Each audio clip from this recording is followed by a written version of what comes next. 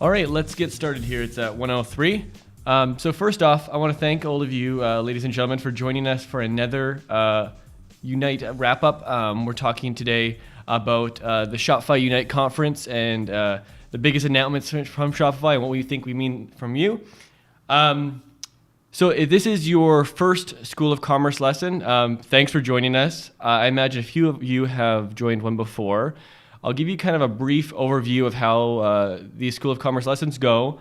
We're going to be talking about 20 minutes, maybe 30 minutes for now, and then we're going to be doing a sort of live Q&A afterwards. We'll allow you to submit questions. Due to the nature of what we're going to be talking about today, the announcements from Shopify, we may not have all the details of the answers you're looking for. Feel free to submit questions, but like I said, we may not be able to answer all of them, but we will certainly try our best. So for those of you who don't know, my name is Kevin Wild, and last week, 8 team members from Bold, myself included, we made our way down to San Francisco to attend Shopify's annual Unite conference. If you haven't heard of this conference before, it may not be surprising because it's a partner and developer focused conference, meaning store owners can't come. And Shopify, they use this conference as a way to inform our partners and developers on Shopify of upcoming changes to the platform and basically their vision of where Shopify is going to go throughout the following year, so 2017. Following the conference, so that was last week for 2 days, all of us at Bold are extremely excited about the future of Shopify and all the new things that they discussed and what it means for us as a company and what it will mean for you guys as store owners and merchants on Shopify. Not to mention, we're all a little bit sunburnt, so if I end up making a noise of a little soreness, it's just because we got a little too much sun.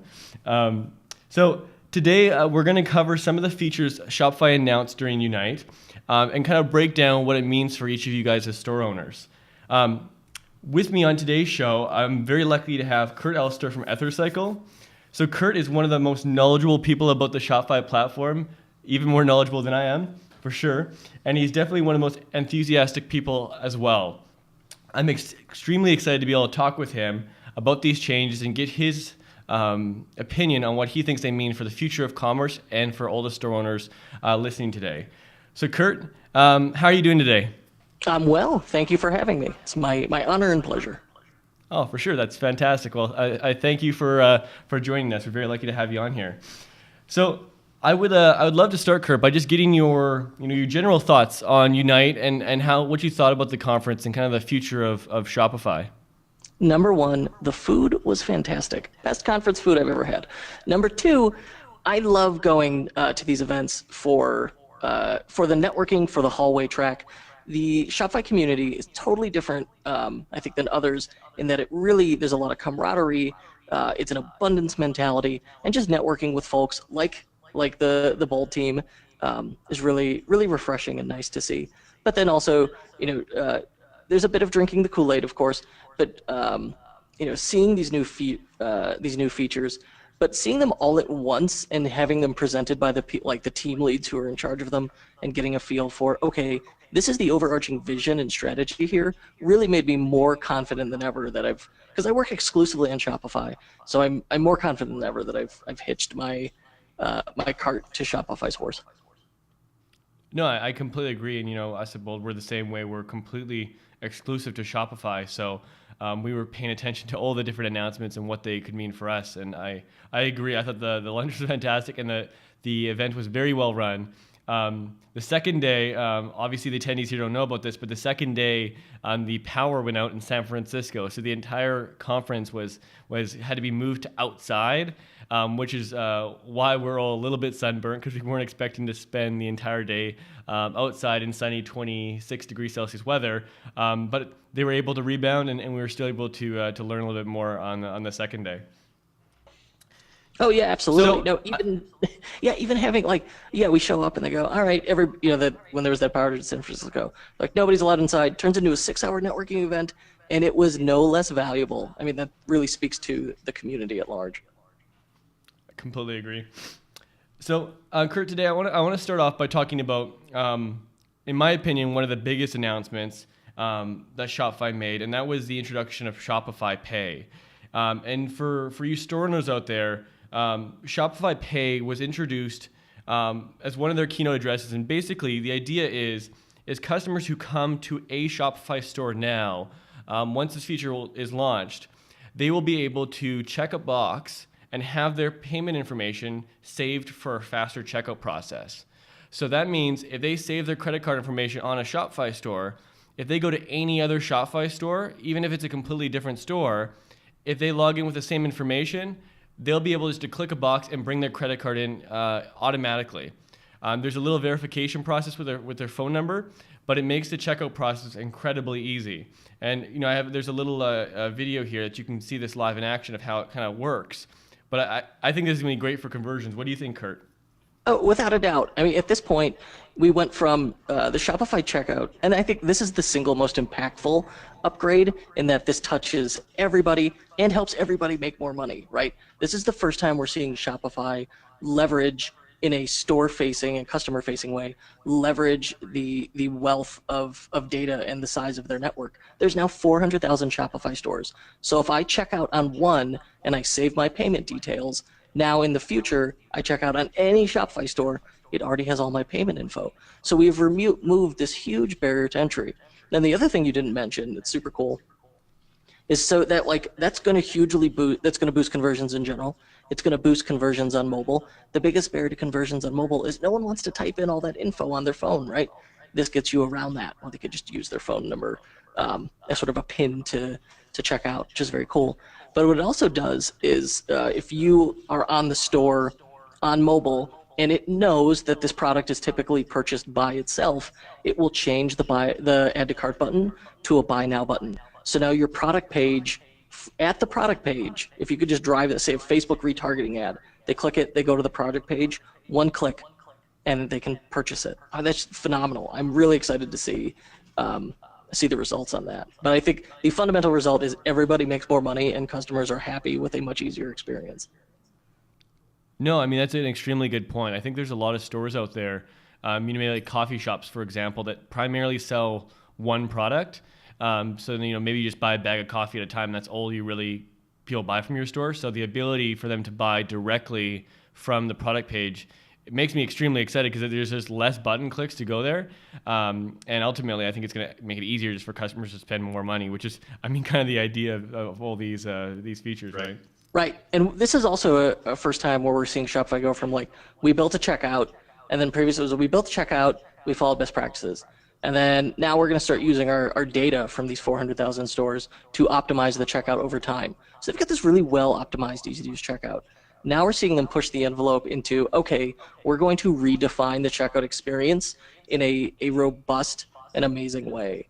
And I'm thrilled to death to see it. And also, the W3C, the World Wide Web Consortium, Shopify is now working with them to help create the spec around how e-commerce should work. That's just fundamentally outstanding for the organization, and any store owner should be excited that they're on this platform. Yeah, and I kind of noticed this is kind of I kind of noticed it's kind of a trend I noticed when we were listening to all these, and we're going to talk more about the other announcements, but that, a lot of them kind of were placing Shopify as a more customer-facing company. I think, customers who are shopping on your store probably aren't aware of what Shopify is as a platform and what they stand for and everything about Shopify. They just know about your store. So the fact that they're coming out with this Shopify Pay idea and encouraging customers to save their information and have it be able to be inserted on all these different Shopify stores. I'm really interested to see how many people adopt this and what their reactions are like when they go to one store, save their information, and then they go to another and realize that all their payment information is there as well. Yeah, it's crazy.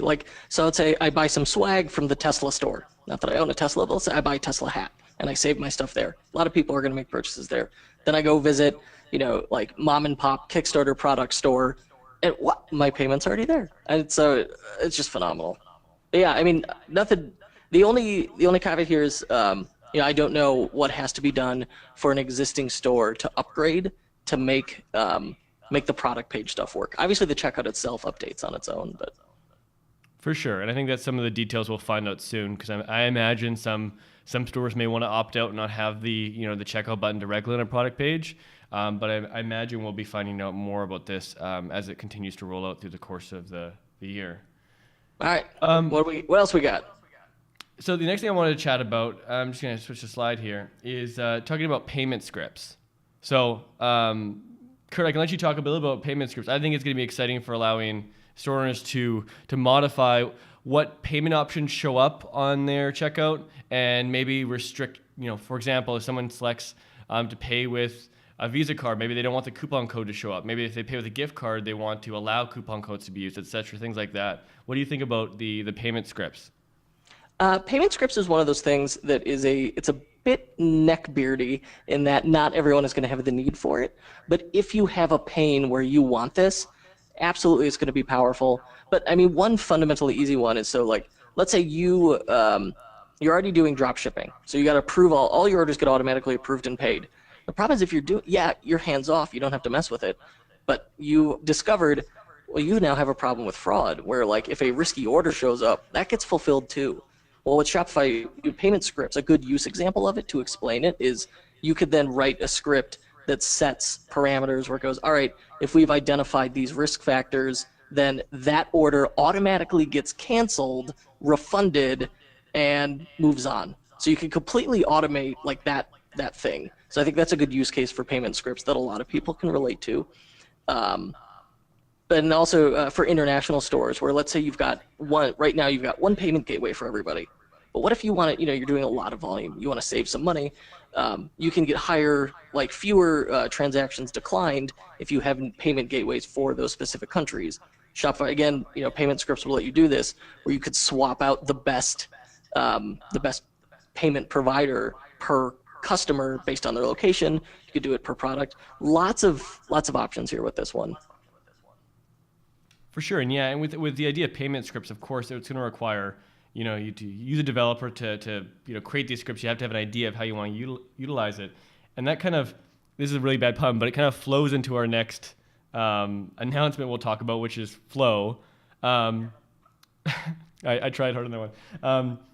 So I saw Flow. I was watching one of the talks about it, and it kind of does some of the similar stuff as payment scripts, but it allows you to kind of create these processes without the use of code, to basically say, if this happens, do this and then do this.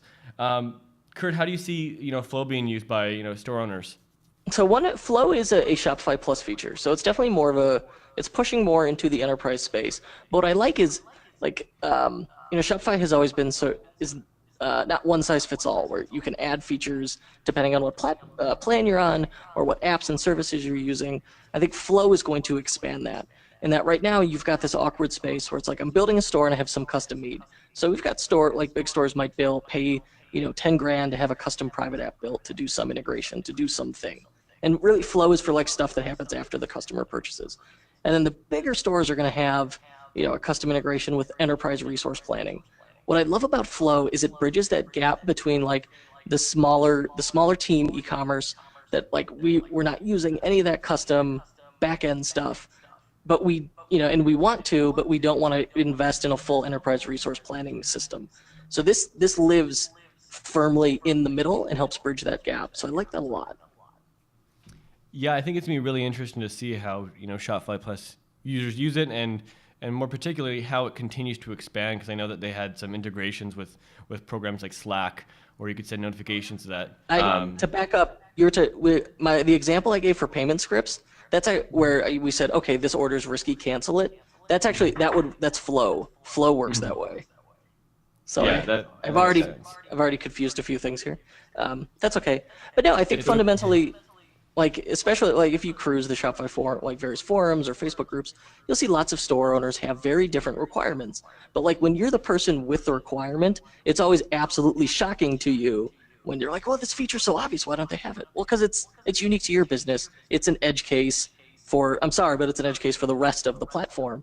And Shopify has always been great at avoiding feature creep by saying no to things. Essentially, Flow and payment scripts, they're saying, hey, we're giving you the tools to build these custom features onto your store. No, and I love it. It's a way smarter way to approach a problem rather than trying to develop individual features for every individual store, which is kind of an impossible task. Right. I would look at payment scripts flow 100%. Look at this as a toolkit.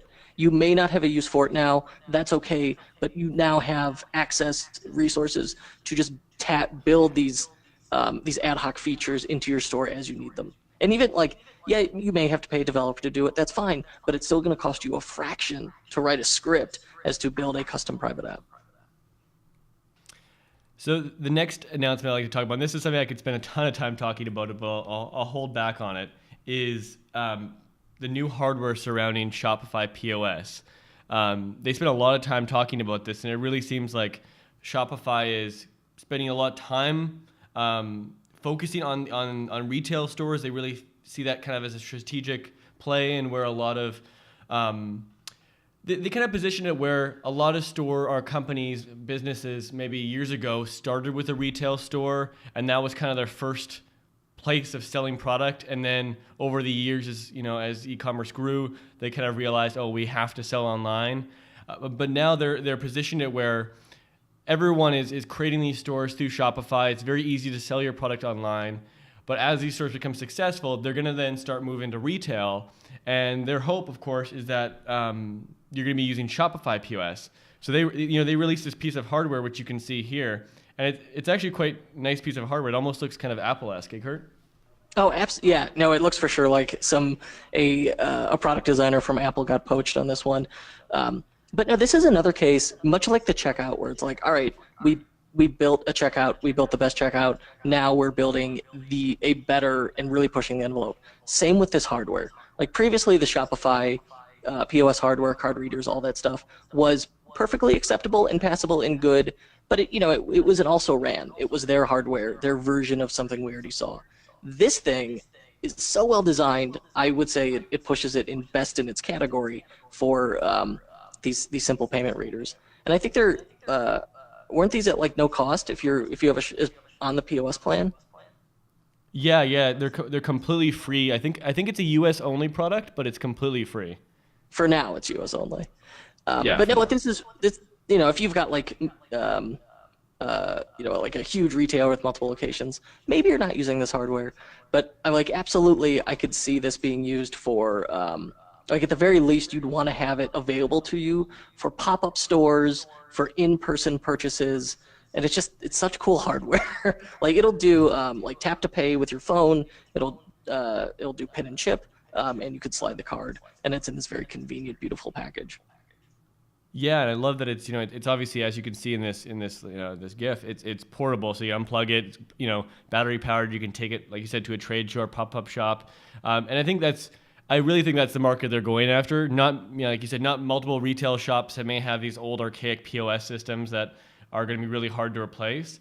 But for Shopify stores that just want to go out and sell their product in person, they can sign up, get this free little card reader, and then go out and make sales, rather than having to resort to one of the other options is you kind of keep it all within the Shopify ecosystem. For event marketing, and I think a lot of store owners probably miss out on this great opportunity is, hey, go to the events, go to the watering holes where your customers are at, set up a table and sell your stuff there. Meet people face to face, sell human to human, and this is just a great piece of hardware to do that. It's just a wonderful tool in your toolkit.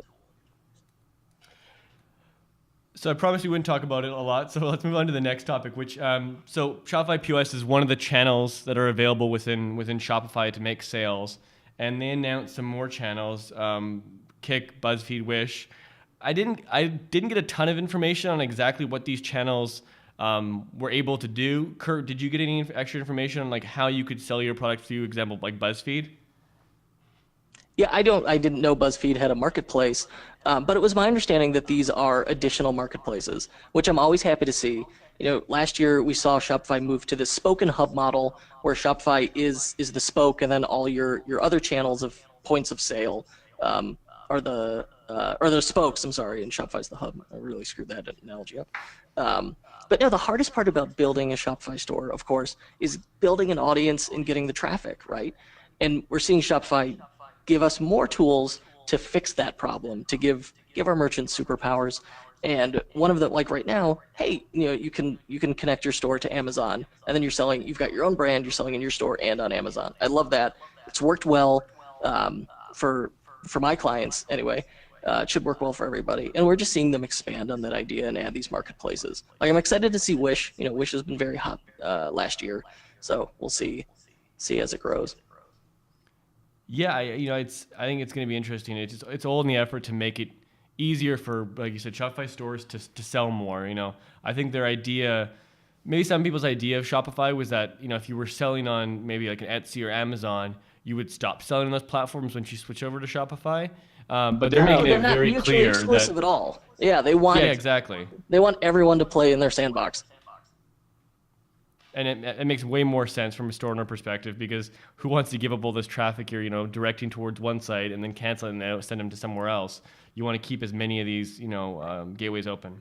Now, some of my favorite merchants are people, they start on Amazon and then add a Shopify store in addition to it. So we're seeing an extension of that where things are very egalitarian and you can get your product multiple places. Again, it's not mutually exclusive.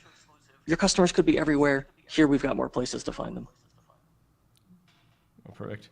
One thing I wanted to chat about, Kurt, I don't have an image for this because I wasn't able, Shopify didn't provide any images that I was able to find, but talking about the enhancements to discounts.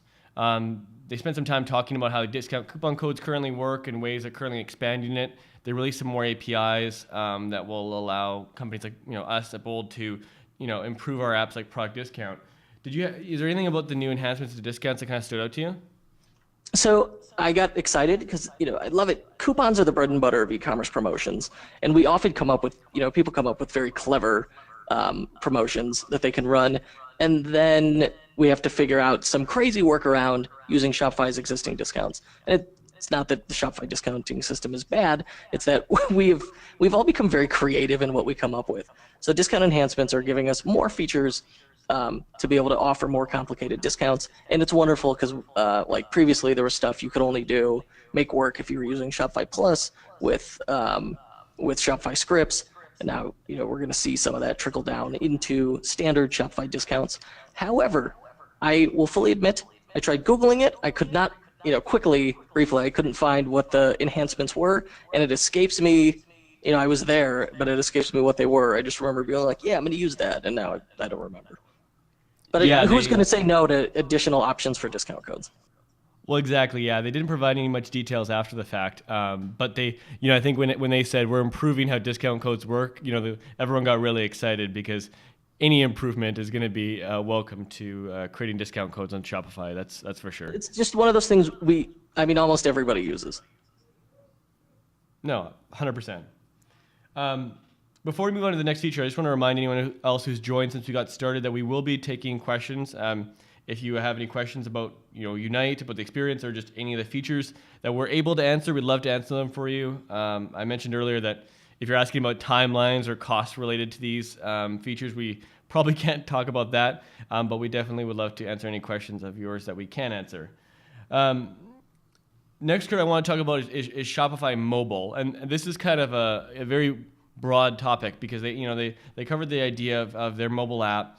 But the thing they were really pushing was the idea that, they kind of thought that a ton of people were managing their stores through desktop browsers, at least the majority were, but that they've noticed that more and more people are actually accessing their stores and managing their stores through their mobile devices. And what I found actually completely surprising was the fact that I think it was it was a daily graph they were showing, but actually in one day, more people access the admin of their Shopify stores from mobile devices than those that did through their desktop browsers, which I thought was crazy. Right. So I personally have never had cause, not being a store owner, I've never had cause to use the Shopify mobile app. But I often will take my Shopify store owners out to lunch, and every one of them has this app on the home screen of their phone. And often it gets open during the call. So I know Shopify store owners are using it. So any updates and improvements to this are always welcome.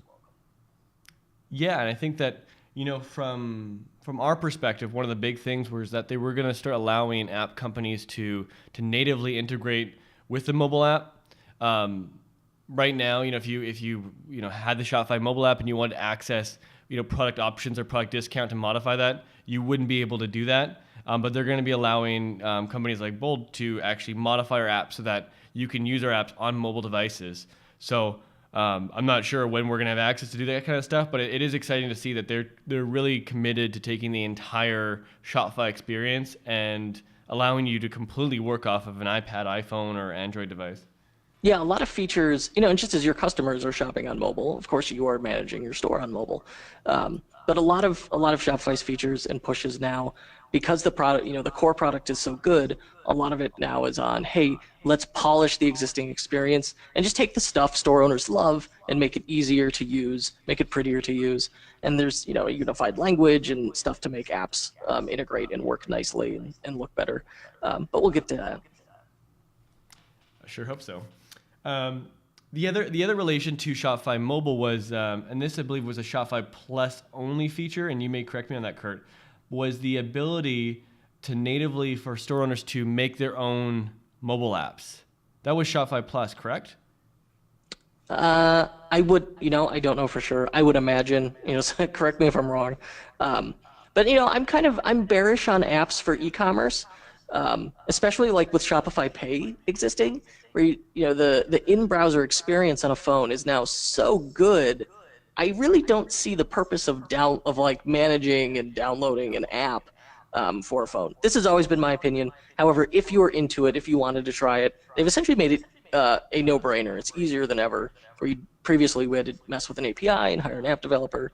Now it looks like it generates it for you. Yeah, it basically, from what they did when they showcased was you add a new channel, which is your mobile app. You fill out some information, some details, select, I think it's one of two different themes, and then you just, select your color, select your fonts, and then boom, within, they said 24 hours, your Shopify app will be available on both Android and iOS devices. And then customers can start downloading it. Yeah, at that point, it's like, I said I was bearish on it, but if it's that easy, there's no reason not to try it and just treat it as an experiment, give it permission to fail, and just try it to see if, does this become an acquisition channel and do customers use it?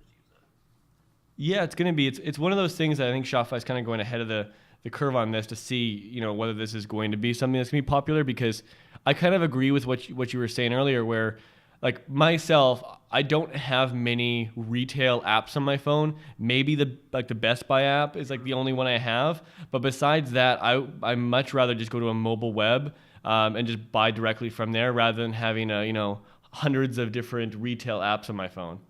Right. And the only, the one use case I could see for this might be, well, I mean, first you got to get people to install the app. So either maybe someone's browsing and they find it and you have like an exact match store name. So that might be cool for discovery. I don't know if that'll work, but it might be cool. Or, make something to get your existing customers to download it. Try and offer, like if you can maybe offer something exclusive to the app or like a discount code exclusive to the app, and then they download the app and then enable push notifications. Now you've got a killer feature here, is being able to send push notifications for, say, flash sales or one-off promotions straight to the person's phone. Yeah, because I had never, so I mean, I'm making all this up because I don't know if it'll do it. But if it does, it's cool. It definitely does push notifications. I do know that you're able to do that.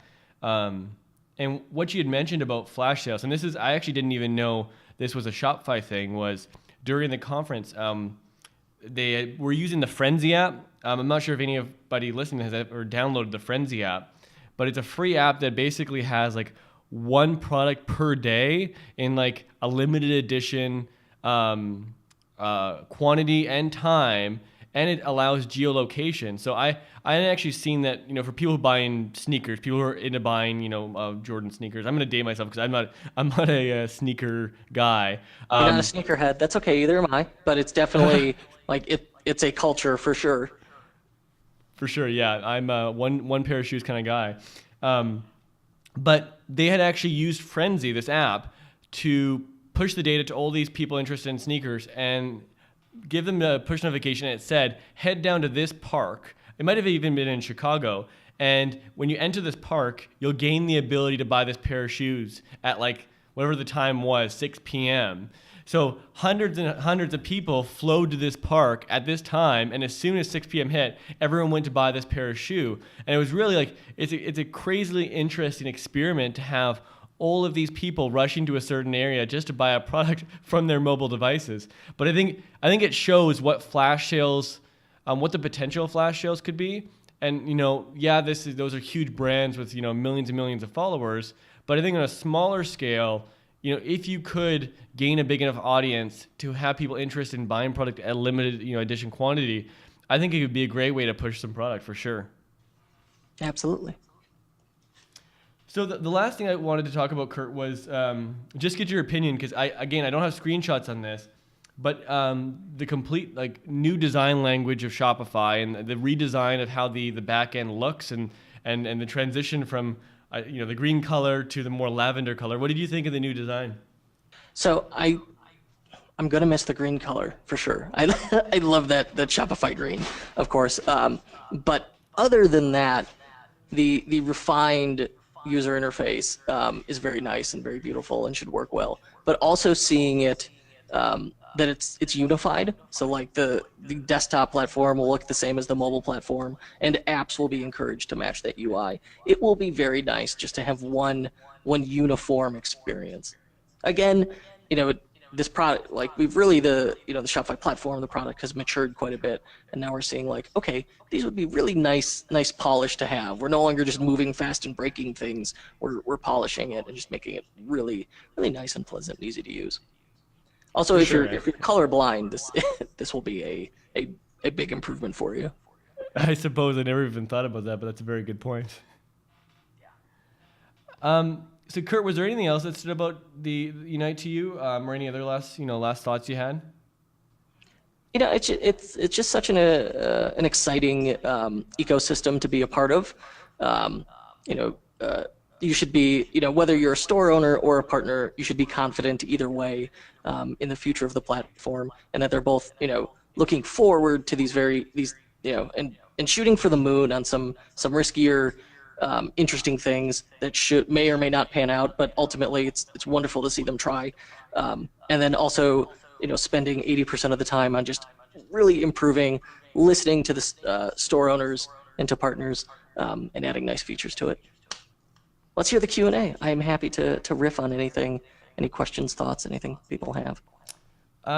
So some people were, the first question was, they're asking what our thoughts were on the new storefront API and Polaris, what we thought about Polaris. And Polaris is kind of, I guess, something more of a developer-focused thing. But did you want to give a brief overview of Polaris, Kurt? So previously, Shopify had, any Shopify app you install can have its own design language, right? So the bold apps have their own design language and look different from Shopify, and that's a decision you have to make as a developer. And they had provided, then at one point they said, okay, here's a UI kit, here's CSS you can install to just kind of make your app quickly match. And that's, for my own app, that's all I did. Now they're saying, okay, people are using it, we love that idea. We're now giving you complete guidelines, much in the same way Apple does for their app store, I think is how they're looking at it. Polaris is the fancy name for a kit of user interface tools and guidelines. And it's just so everything matches and works nice. It'll speed development of apps and then make apps work consistently. It is a all-around win. No, I completely agree. And it's going to make it easier for, app developers to develop apps because they can use all these resources that otherwise they would have had to, create themselves. That's for sure. We had a few people here asking about documentation. We don't have any extra documentation on any of these features. Literally all the information we provided from you is all we have. I would encourage you guys to just follow the Shopify blog. I know they've released some information about what we've chatted about today, and they've probably gone into a bit more detail than we have, so I'd encourage you to check out their blog and read some details there. So we had a question here asking about our new checkout cashier app. We're not going to talk about today. We'll be talking about that in another webinar, I'm sure. But I appreciate the. Yeah, it is very exciting. I gotta bite my tongue not to be talking about that. Anytime we release a new app, I get excited. But if I get started on that, we're going to be talking for an hour or two at least, and I think we shouldn't do that. I could say I've seen the beta, and it's very cool. That's as far as I'll go. Perfect. Well, I really appreciate that. So Kurt, unless there's anything you want to add, I want to thank you for coming in today. It was great to talk with you and get your opinion on what you thought of the announcements and just the Unite conference in general. I'm looking forward to next year and hanging out and learning, more about the future of Shopify and kind of continuing to watch Shopify grow and the platform continue to expand to more and more merchants. Yeah, I will share. I'll share a little anecdote. I went when we were there. I spoke a few times with Chief Operating Officer Harley Finkelstein, and I asked him. I said, "Hey, what's one thing you wish every Shopify store owner would do?" And without skipping a beat, he said, "Talk to each other." He said, "You're not in competition. You can help each other. So talk to each other, make friends, network with your other store owners. It will be beneficial for everybody." I couldn't agree more. I think that's a great note to end off on. So thanks, Kurt. I'm sure we'll be talking again soon. And thanks to all of you guys who attended today's webinar. We will be sending a recording via email probably early next week. So if you do have any questions, or if there's parts of the webinar you missed or couldn't hear, you'll be able to watch that again. And I will definitely include a link to Kurt's website, Ethercycle, so that you can get some more information from him as well. So again, thank you guys, and we will be seeing you in 2 weeks from today, Thursday at 1 p.m. when we're going to be talking to MuteSex about social media ad buying. So I think that'd be a great one for you to join on. So definitely keep an eye out for that registration link. We will see you guys in 2 weeks.